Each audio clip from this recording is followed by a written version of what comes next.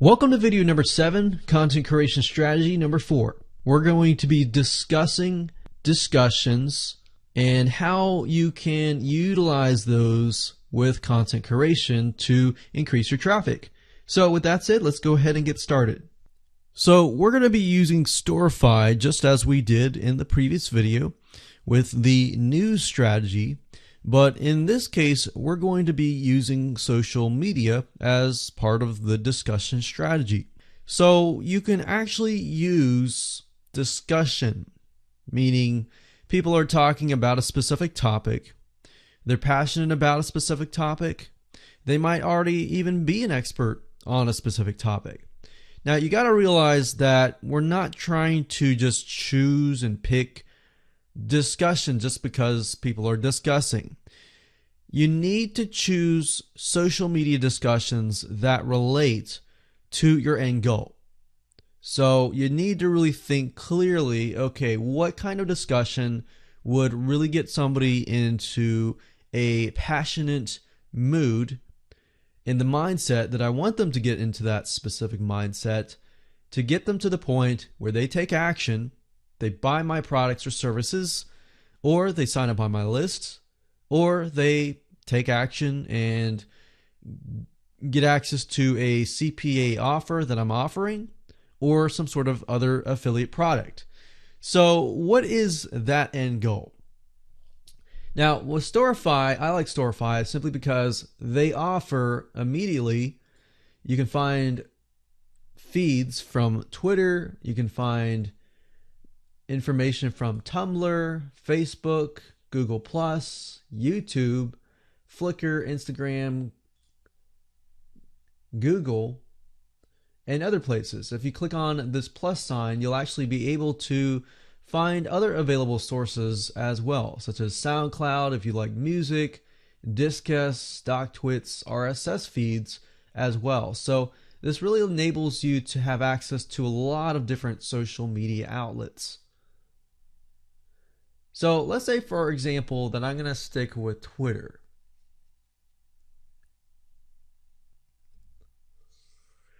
What I like about this tool is you really can create a story and add value at the same time. So just under the Twitter tab itself, you can see that you can search.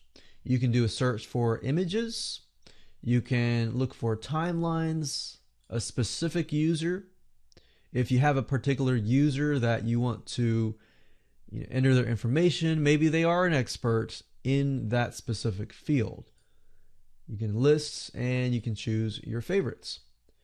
So let's say, for example, that let's take the survival topic that we used in the previous video with the news strategy. But in this case, we're going to type in survivalism and click on enter and see what we get. Okay, so I paused this video and did a search on it. And if you click on search and I type in survival tips instead of survivalism, we can see sometimes it'll time out, but you just got to click it again. Okay, so we did the search here, we have the images here. Your goal is to basically find content that relates to whatever you're trying to promote. Now, one thing I want to say is that you want to avoid looking like a spammer or a salesperson.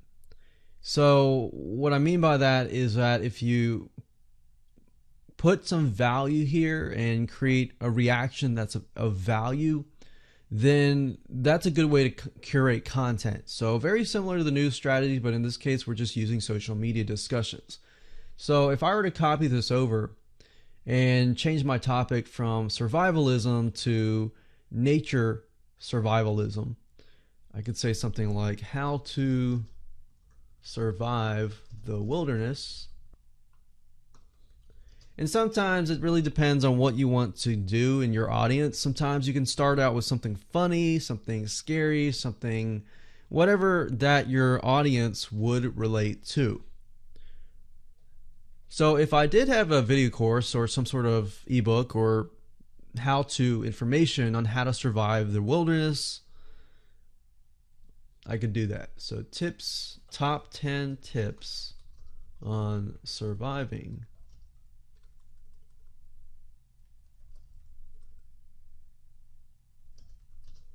in the forest. So what I could do is I could go back over here and see what we kind of get in terms of discussion. So this one here has a guy that is in front of a fire. So I could say something like, number one, how to start a fire, blah, blah, blah. And then I can have a picture that relates to this.